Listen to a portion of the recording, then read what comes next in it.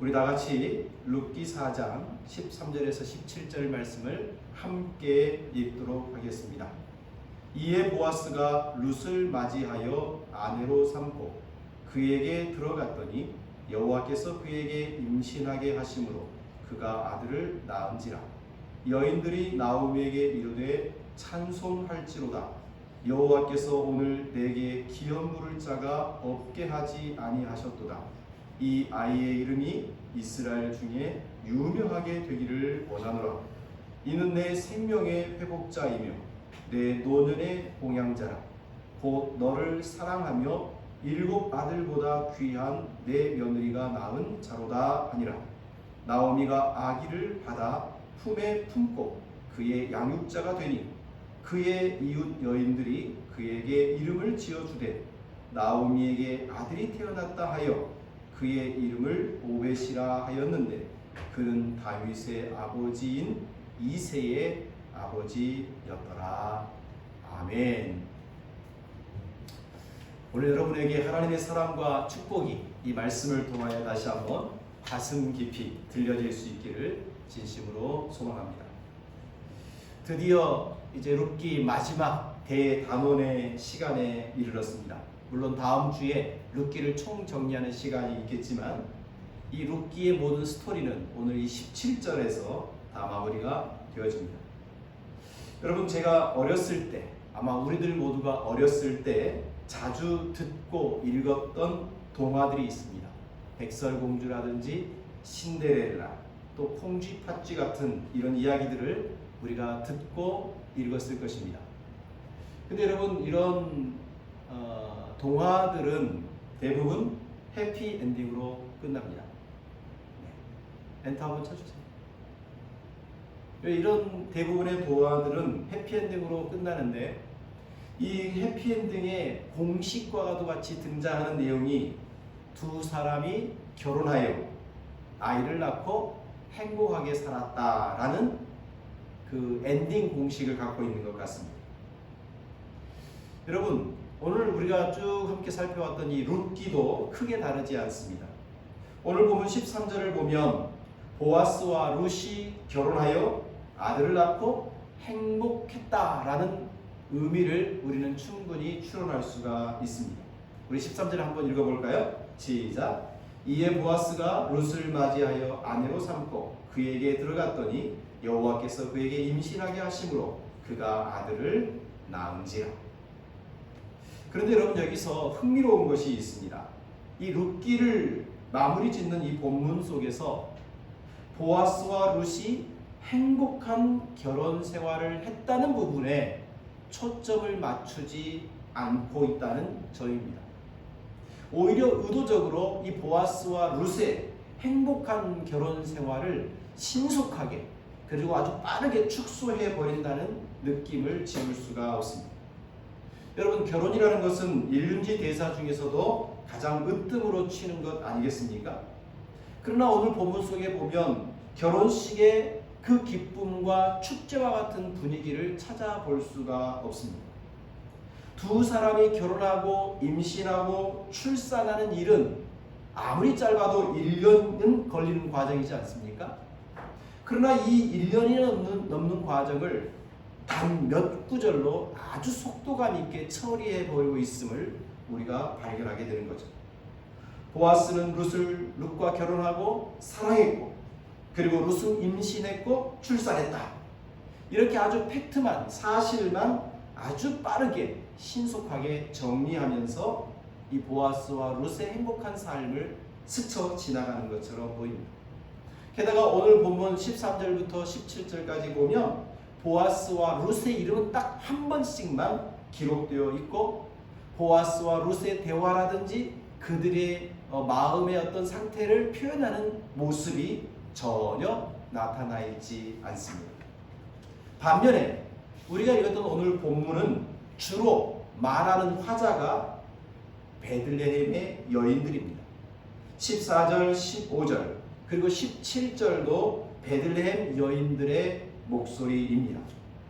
이어지는 14절부터 17절까지의 말씀을 우리가 한번 읽었기 때문에 다시 읽진 않겠지만, 이 14절부터서 17절에 이르는 이 내용을 가만히 살펴보면 마치 연극이나 뮤지컬에서 룻과 보아스는 어떤 동작만 취하고 한 무리의 무희들이 나와서 춤추고 노래하는 장면을 연상하게 합니다. 그런데 이 등장하는 한 무리의 여인들이 말하고 노래하는 그 이야기를 자세히 들여다보면 그 여인들의 포커스가, 그 대화의 초점이 아기를 품고 있는 나오미에게 맞추어져 있다는 사실을 알게 됩니다. 왜 룻기를 마무리 짓는 이 대단원의 자리에서 보아스와 룻이 아니라 오늘 성경은 왜 나오미에게 포커스를 맞추는 것일까요? 그 이유는 바로 룻기의 주인공이 바로 나오미이기 때문에 그렇습니다. 우리 대부분 사람들은 룻기 하면 룻을 중심으로 하는 이야기, 그래서 룻기의 주인공은 룻이야 라고 생각을 해왔습니다. 하지만 우리가 지금까지 룻기를 10차례 넘게 살펴보는 과정 속에서 이 룻기가 전체적으로 나오미의 관점을 중심으로 이야기가 한 단계 한 단계 전개됐다는 사실을 발견했을 것입니다. 1장을 보면 풍부한 중에 나아갔던 나오미가 텅텅 빈 허무하고 가난하고 비천한 모습으로 베들레헴에 돌아오게 되었다는 사실을 알려줍니다. 이때부터 나오미의 텅 빈 삶을 어떻게 누가 채워가는지를 보여주는 것이 룻기의 이야기입니다. 2장에서는 보리 추수밭에 나가서 열심히 일하는 룻이 나오미를 채워줬습니다. 3장에서는 보아스의 헤세드가 나오미의 마음과 삶을 풍성하게 채워가는 것을 보았습니다. 그리고 4장에서는 보아스와 룻이 결혼하여 그 사이에서 태어난 아이를 나오미가 품에 품고 있는 이 모습을 통해 나오미는 행복해지는 것을 우리가 볼 수가 있게 됩니다. 그러면서 행복하게 웃는 아이를 품고 기뻐하는 나오미의 모습이 룻기의 마지막 장면인 것입니다. 이렇게 룻기는 텅 빈 나오미의 쓰디쓴 인생을 채워가시는, 어떻게 보면 한편의 역사 드라마와도 같습니다. 그런데 우리는 이 나오미를 중심으로 한 이 한편의 드라마를 보면서 텅 빈 삶이 가득 채워지는 이 과정 속에 나오미의 노력이라든지 룻의 노력이라든지 보아스의 헤세드도 매우 중요하지만 우연을 섭리처럼 인도하시는, 보이지 않지만 살아계셔서 당신의 백성을 돌보시는 그 하나님께서 이 나오미의 삶에 함께 계시는구나 라는 것을 깨닫게 되는 것이죠. 그래서 오늘 14절을 보면 여인들이 나오미에게 가장 먼저 요구하는 이야기가 있습니다. 그것이 무엇입니까? 여호와를 찬송하라 라고 하는 것입니다. 우리 14절 말씀을 같이 한번 읽어보도록 하겠습니다. 시작. 여인들이 나오미에게 이르되 찬송할지로다. 여호와께서 오늘 내게 기업 물을 자가 없게 하지 아니하셨도다. 이 아이의 이름이 이스라엘 중에 유명하게 되기를 원하노라. 여러분 한 페이지 더 넘겨주시기 바랍니다. 여러분 이 14절 말씀에 보면 여인들은 나오미에게 찬송하라 라고 이야기합니다. 우리말 성경에는 그냥 찬송할지로다 이렇게 되어 있지만 히브리어 성경에 보니까 나오미여 찬양하라, 이렇게 누가 찬양해야 되는지를 강력하게 표시해주고 있습니다. 누가 찬양해야 됩니까? 나오미가 찬양을 해야 한다는 것입니다. 그러면서 이어지는 말씀을 보면 나오미가 왜 여호와를 찬양해야 되는지 그 이유를 설명해주고 있습니다. 그 이유가 무엇입니까? 여호와께서 나오미에게 기업 물을 자를 주지, 기업 물을 자가 없게 하지 아니했다. 없게 하지 아니했다.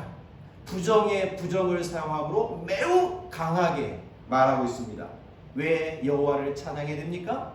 나오미에게 기업 물을 자를 주셨기 때문입니다. 여러분 이 기업 물을 자라는 단어는 우리가 이미 여러 번 살폈지만 고엘이라는 단어입니다. 이렇다면 그러면 나오미에게 주어진 고엘이 누구입니까? 오늘 14절에 보면 이 아이, 바로 이 아이가 나오미의 고엘입니다. 이 아이는 13절에서 우리가 확인할 수 있듯이 보아스와 룻 사이에서 태어난 아기입니다. 여러분, 우리는 룻이 이미 10년 결혼했었고 10년 동안이나 아이가 없었다는 사실을 1장에서 이미 확인한 바 있습니다. 10년이나 넘게 불임했던 룻이 보아스와 함께 사랑했을 때 곧바로 임신하여 첫 번째 낳은 아이, 그 아이는 이제 나오미의 고엘, 나오미의 기업을 무르는 사람이 되었던 것입니다.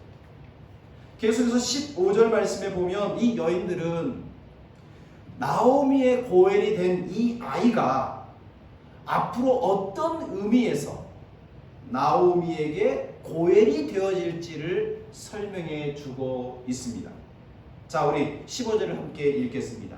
시작. 이는 내 생명의 회복자이며 내 노년의 봉양자라. 곧 너를 사랑하며 7 아들보다 귀한 내 며느리가 낳은 자로다 하니라. 여러분, 이 나오미가 지금 나오미의 고엘, 즉 나오미의 사랑하는 며느리 룻이 낳아준 이 아이가 어떤 방식으로 나오미에게 고엘의 일들을 감당해낼까요? 첫 번째는 나오미의 생명의 회복자가 되기 때문이라고 말을 합니다. 여러분, 이 생명의 회복자라는 이 단어는 직역을 하면 너의 생명을 돌아오게 하는 자다라는 뜻입니다. 그러니까 지금 나오미의 고엘, 룻이 낳아준 이 아이는 나오미에게 생명을 되돌려준 사람이라는 것입니다. 여러분, 우리 부모님에게 있어서 자신의 생명보다 귀한 것이 있다면 뭘까요? 그것은 바로 자식들이죠. 그런 점에서 나오미는 이미 2 아들이 있었지만 일찍이 2 아들을 저 세상으로 떠나버린 사람입니다. 자녀가 없다는 것은 마치 어머니에게 죽음의 상황과도 같은 거죠. 그래서 자식이 죽으면 땅에 묻는 것이 아니라 부모는 가슴에 묻는 거예요. 평생 죽음이라는 것을 가슴에 묻고 살아가는 거예요. 그런데 놀랍게도 보아스와 룻 사이에서 태어난 이 아이는 나오미 가슴에 묻혀있는 죽음을 떨쳐버리게 하고 다시금 생명과 희망과 소망을 불러일으켜준, 생명을 돌아오게 하는 아이가 되었던 것입니다. 이제 나오미는 절망이 아니에요. 기뻐하고 즐거워하고 소망하고 다시금 삶의 의욕과 그 용기가 가슴 깊이 터져 올라오게 될 것입니다. 두 번째로 이 아이는 내 노년의 봉양자가 된다라고 이야기합니다. 여러분, 노년의 봉양자라는 말도 직역하면 너의 흰 머리에게 음식을 주는 자라는 뜻입니다. 여러분, 어쩌면 나오미는 머리가 하얗게 된 백발의 여인, 늙은 여인이었던 거죠. 이런 늙어버린 나오미에게 음식 먹는 것이 가능하게 된 것입니다.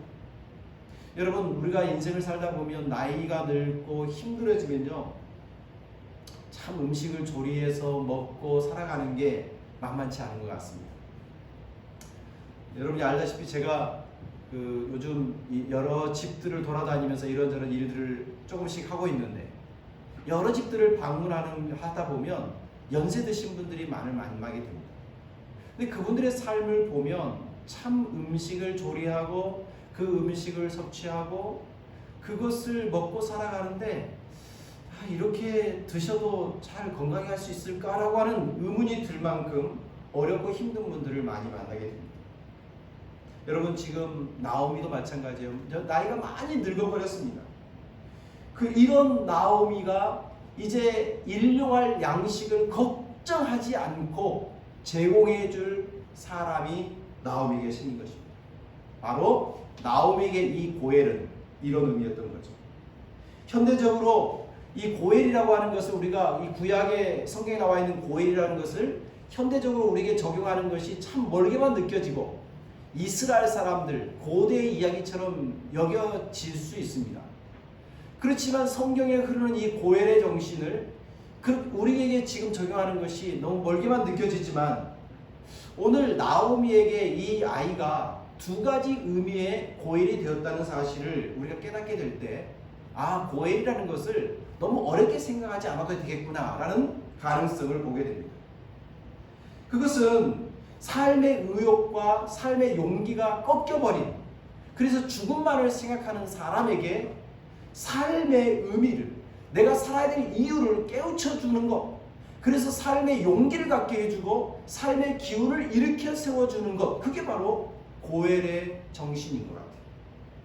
그리고 노년에 먹고 사는 게 참 어렵지만 그들의 삶에 일용할 양식을 우리가 제공해 줄 수 있다면 그것도 고엘의 모습이라고 할 수 있는 거죠. 우리는 이 점을 좀 주목할 필요가 있는 것 같습니다. 그래서 우리 교회가 해야 될 일은 사회 구조를 바꾸고 실정법을 정의롭게 입법하는 일도 도와야 되고, 정부가 하는 일에 때로는 제동을 걸거나 그 일을 더 잘되도록 돕는 그런 존재감을 드러내는 큰 일도 우리 교회가 감당해야 되겠지만, 동시에 우리 주변에 있는 텅 빈 인생, 삶의 용기와 희망을 잃어버린 사람들에게 그 삶의 용기를 회복시켜주고, 그래 내가 오늘 하루를 힘있게 기쁨으로 살아가야지 라고 마음을 일으켜 세워주는 것도 교회가 해야 될 일이며, 그리고 나이가 들지 않더라도 일용할 양식을 제때 꾸릴 수 없는 사람들에게 작지만 소중한 도움을 드리는 것도 우리 교회가 해야 될 일인 것. 바로 이런 일들을, 이렇게 작아 보이고 드러나지 않는 일이라 할지라도 이 일에 우리가 충실한다면 이런 일들을 통해서도 하나님의 나라는 확장되어 갈 거라 그렇게 믿어지는 거죠.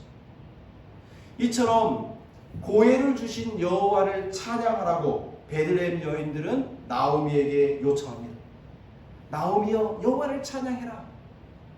이 찬양을 요청하는 여인들의 목소리에 대해서 나오미는 어떻게 반응했을까요? 자, 우리 16절 한번 읽어볼까요? 시작. 나오미가 아기를 받아 품에 품고 그의 양육자가 되니. 여러분, 여호와를 찬양하라고 요청을 들었지만 나오미가 노래하고 춤추며 찬양하고 있습니까? 아니죠. 오늘 본문에는 나오미가 찬양하는 그런 그 노래라든지 이런 은율이 나오지를 않습니다. 대신에 행동이 나타나죠. 두 가지 행동을 했습니다. 첫 번째 행동은 아기를 받아 품에 품었고, 두 번째는 그에게 양육자가 되었다, 이렇게 표현하고 있습니다. 나오미가 아기를 받아 품에 품었다는 것에 대해서 혹자는 나이가 많은 나오미에게 갑자기 회춘의 기적이 일어나서 이 아이에게 젖먹이는 그런 기적 같은 일이 일어났다, 이렇게 해석하시는 분들도 있고, 또 다른 성경학자들은 나오미가 아기를 받아 품에 품는 이 모습은 양자로 입양하는 공식 절차를 표현하는 것이다 라고 해석하는 분도 있습니다. 그런데 여러분, 정확한 것은 모르겠지만 제 느낌에는 이 나오미가 아기를 받아 품에 품고 있는 이것이 나오미의 어떤 감정 상태, 그의 그 어떤 심리, 그의 정서를 드러내고 있는 것 아닌가라는 생각이 들어집니다. 한마디로 크고 깊은 사랑으로 이 아기를 사랑해주는 나오미의 모습이 그려진다는 거죠. 이미 나오미는 두 아이를 품에 안아본 경험이 있습니다. 말년과 기력이죠. 하지만 이 두 아들을 가슴에 품고 정성과 사랑으로 키웠던 그 시간이 이제는 다 끝나버렸습니다. 이미 이 두 아들은 죽어버렸기 때문이죠. 그러기에 나오미의 마음은 이미 갈갈이 찢겨진 고통이 깊이 박혀있는 마음이었습니다. 그런데 지금 다시금 고엘로 받은 이 아기를 가슴으로 품고 있는 이 모습을 통해 나오미는 그 마음에 묻어있던 고통과 죽음의 고통이 다 눈 녹듯 사라지고, 그리고 이 새롭게 주어지는 생명의 기운이고 미래의 희망의 기운인 이 아기를 향하여 자신이 할 수 있는 모든 종류의 사랑을 보내고 있는 모습처럼 느껴진다는 거죠. 두 번째로 나오미는 아기의 양육자가 되었다고 성경은 기록해 줍니다. 이것을 직역을 하면 나오미가 아기에게 양육자가 되었다는 말은 아기에게 무엇인가를 먹였다라는 거거든요. 근데 이 먹였다라고 하는 것, 유모가 되었다는 말은 단순히 그냥 젖을 먹이는 사람이 아니라 때때로는 성경에서 큰 의미로 보호자가 되어줬고 그를 교육시키는 자가 되었다라는 의미입니다. 한마디로 정리하면 나오미는 그녀가 할 수 있는 모든 종류의 사랑을 다 동원하여 책임감 있게 이 아이를 가르치고 교육하고 양육했다라는 것이죠. 여러분, 우리가 부모로서 자녀들을 하나님의 사람으로 훌륭하게 양육시키는 것만큼 그렇게 중요한 일은 또 없는 것 같습니다. 여러분, 오늘 15절, 14절 이후에 여인들이 나오미에게 찬양할 것을 요구했잖아요. 여호와를 찬양하라고. 근데 나오미는 찬양하지 않아요. 대신에 행동합니다. 무슨 행동을 하죠? 자신에게 주어진 이 아이를 사랑으로 품고 그 아이를 훌륭하게 양육하는 것으로 찬양을 대신하고 있는 것처럼 보입니다. 여러분, 그러기에 자녀를 믿음 가운데 잘 양육하는 것은요, 우리가 정말 중요하게 여겨야 할 찬양이고요, 동시에 우리가 오랫동안 불러야 할 평생의 찬양이 될 수가 있는 거죠. 그래서 자녀를 볼 때마다 하나님께 영광이 되고, 자녀를 바라볼 때마다 하나님께 기쁨이 되어지고, 자녀를 바라볼 때마다 하나님 할렐루야 말할 수 있는, 그렇게 자녀를 양육한다면 우리는 최고의 찬양자가 되는 거죠. 여러분, 이렇게 룻기를 마무리하는 본문은 텅 비었던 나오미가 아기를 품에 안고 행복해하는 나오미의 해피 엔딩으로 이 룻기라고 하는 대단원의 드라마는 마무리 짓고 있습니다. 그런데 여러분 앞에 보이는 이 그림처럼 나오미가 아기를 안고 이렇게 환하게 웃고 행복해하고 있는데, 오늘 이어지는 17절은 마치 영상 기법 중에 클로즈업 기법이라는 것처럼 17절로 이어지면서 이 16절의 이 장면에서 17절은 나오미가 품고 있는 아기에게 초점을 맞춰주고 있습니다. 여러분, 바로 그 아기의 이름이 17절에 소개되고 있습니다. 자, 우리 17절 한번 읽어볼까요? 시작.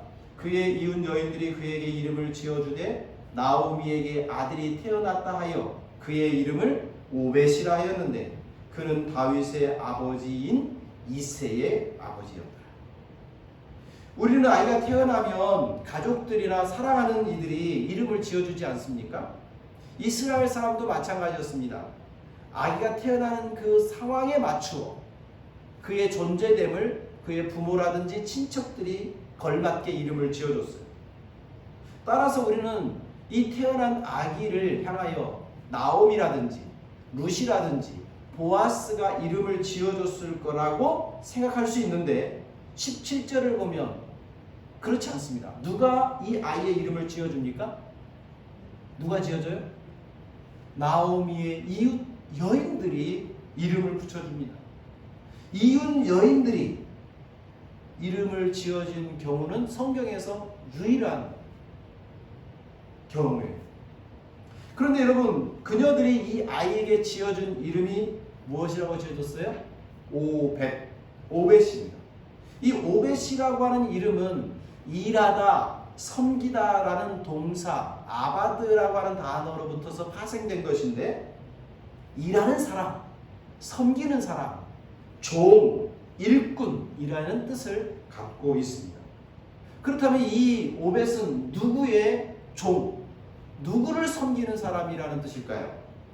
오늘 17절을 보면 여러분, 이 나오미에게 아들이 태어났다고 여인들은 말하잖아요. 근데 사실 나오미가 이 아들을 태어나게 했습니까? 사실 나오미와 오벳 사이는요, 피 한 방울도 섞이지 않는 사이입니다. 그런데 피 한 방울도 섞이지 않았음에도 불구하고 오벳을 자신의 아들로 태어나게 하신 분은 하나님이시죠. 하나님이 오벳을 나오미에게 선물로 주신 것입니다. 근데 이 선물로 주어진 오벳은 누구를 섬기는 종, 일꾼이 되냐면, 우리가 이미 봤던 것처럼 내 노년의 봉양자요, 내게 먹을 것을 주는, 너에게 생명을 회복시켜주고 너에게 먹을 것을 주는 사람, 바로 그 오벳인 거죠. 그러기에 이 오벳은 가장 먼저 누구의 종입니까? 나오미의 종, 나오미를 위해서 일하는 사람이 됩니다.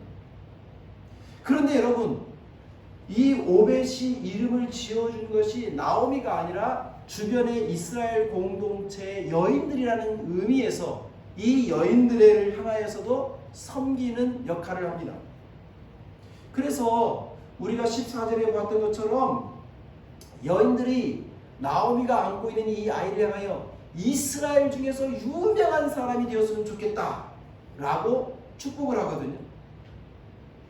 그러기에 이 여인들은 오벳이라고 하는 이 아이를 부르면서 나오미에게만 한정된 일꾼이 아니라 베들레헴과 이스라엘 공동체를 섬기는 일꾼이 되기를 소망하는 그 소망도 담겨져 있습니다. 그래서 오벳은 장차 커서 이스라엘을 섬기는 종이 되죠. 근데 어떤 방식으로 이스라엘을 섬겼습니까? 17절 끝에 보면 오벳은 누구의 아버지죠? 다윗의 아버지인 이새의 아버지였다. 쉽게 정리하면 오벳은 다윗의 할아버지가 되었다는 거죠. 여러분, 이 성경에서 오벳이 이스라엘을 위해서 무엇인가 혁혁한 업적을 남긴 것이요, 단 하나도 없습니다. 여러분, 성경에 나와 있는 많은 인물들은 나름대로 기록되어 있는 자신이 어떤 일을 했는지 나름 일들이 있어요. 근데 오벳은 뭘 했다는 게 없어요. 다만 다윗의 아버지인 이새의 아버지로서의 역할만을 한 것입니다. 여러분, 때때로 우리 인생 가운데 내가 살아오면서 내 이런 업적을 남겼어, 내가 이런 일들을 했어 라고 자랑할 만한 것이 있으면 얼마나 좋습니까? 그런데 그렇게 남들에게 자랑할 만한 업적이 없다 할지라도 나를 통하여 태어난 그 자녀가 이 시대를 섬기고 그 세상을 아름답게 만드는 사람으로 우리가 양육할 수 있다면 그보다도 훌륭하게 섬기는 일은 없는 것입니다. 신앙의 영역으로 이 부분을 확대시키면 오벳은 다윗의 조상일 뿐만 아니라 바로 인류를 구원하신 예수 그리스도의 조상이 되기도 합니다. 오벳이 태어나서 예수 그리스도가 오실 것을 바라보며 그것을 알고 섬겼던 것은 아닐 것입니다. 그러나 이렇게 예수 그리스도가 오게 하는 통로로서의 삶을 오벳은 어쨌든 살았던 거죠. 그러기에 이 오벳은 이스라엘을 넘어 온 인류를 섬기는 종, 일꾼이 될 수도 있었습니다. 사랑하는 성도 여러분, 오늘 말씀을 마치려고 합니다. 앞서 말했던 것처럼 베들레헴 여인들은 나오미에게 여호와를 찬양해야 되지 않겠냐고 강력하게 요청했습니다. 왜냐하면 빈 털터리가 되었던 나오미에게 생명의 기업이 되게 해주고 노년의 봉양자가 되게 해줬던 고해를 하나님이 주셨기 때문에 너도 찬양해야지, 이렇게 요청했습니다. 그러나 우리가 본 것처럼 나오미는 그렇게 목소리를 높이고 노래를 지어서 찬양을 하지 않았습니다. 다만 나오미는 행동으로 그 찬양을 보였습니다. 그는 하나님께서 주신 기업으로 주신 그 아들을 향하여서 온갖 종류의 사랑을 다 쏟아 그를 아름다운 사람으로 양육해 냈습니다. 먼저는 부모를 섬기는 훌륭하게 효도하는 자녀로 양육했습니다. 그리고 공동체와 이웃들과 나라와 민족의 유익을 줄 수 있는 사람으로 양육해 냈습니다. 오벳이 엄청나게 큰 일은 하지는 않았지만 이스라엘의 선물처럼 주어지는 다윗의 통로가 될 수 있도록 그는 믿음의 삶을 살아가겠습니다. 그러기에 여러분, 나오미가는 은유를 맞추어서 한 가닥 노래를 부르지는 않았지만, 그렇게 하나님을 찬양하진 않았지만, 자신의 평생, 남은 평생을 다하여 자식을 양육하고 키워내는 것으로 하나님을 찬양했다고 말할 수 있는 거죠. 여러분, 우리에게 주신 한 사람을 사랑으로 온전하게 키워내는 것만큼 아름다운 찬양이 없음을 기억할 수 있기를 바랍니다. 여러분, 우리에게 주신 자녀를 사람이 볼 때 아름다운 사람으로, 사람을 유익하게 하는 훌륭한 섬김의 사람으로, 그가 살아가는 시대를 밝게 비추는 빛의 사람으로 양육해내는 것만큼 부모로서의 감당해야 될 중요한 임무는 없는 것이죠. 그러기에 우리가 불러야 될 찬양은 한 가닥 노래가 끝나는 3분, 5분짜리 찬양을 하는 것이 아니라, 우리는 우리의 남은 평생을 다 바쳐 우리 자녀가 살아가는 60년, 70년, 100년 동안 빛나게 할 수 있는 찬양을 만드는 사람이 되어야 할 것입니다.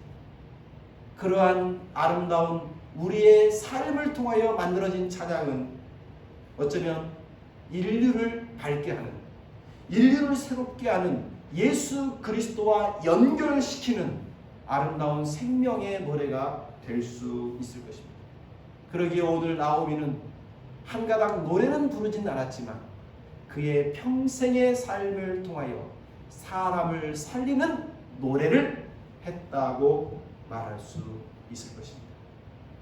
사랑하는 성도 여러분, 오늘 우리 부모된 입장에서 우리 자녀들을 바라보며 사람 살리는 노래를 내가 해야지, 그렇게 결단하는 이 아침 되기를 소망합니다.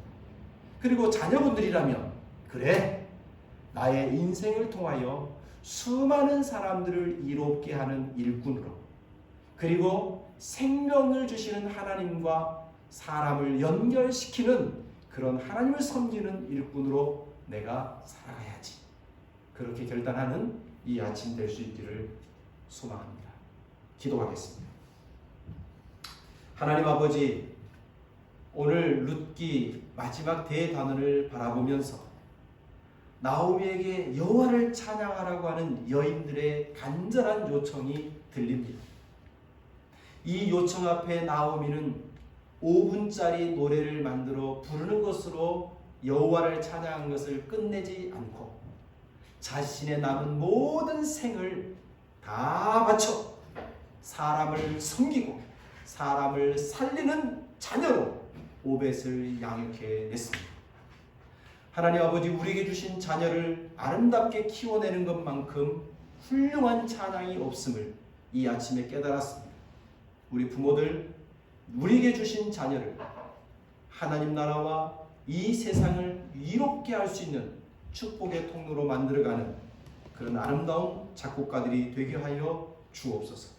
우리 자녀들도 자신의 인생을 통하여 사람을 살리고 사람을 위해 생명 주시는 하나님과 연결시키는 삶을 살겠노라 다짐하는, 그렇게 복된 결심을 하는 우리 자녀들이 되게 해 주옵소서. 한평생 사람 살리는 노래를 지어가는 우리 모든 기쁨의 교회 되기를 원하며 예수님의 이름으로 기도드립니다. 아멘.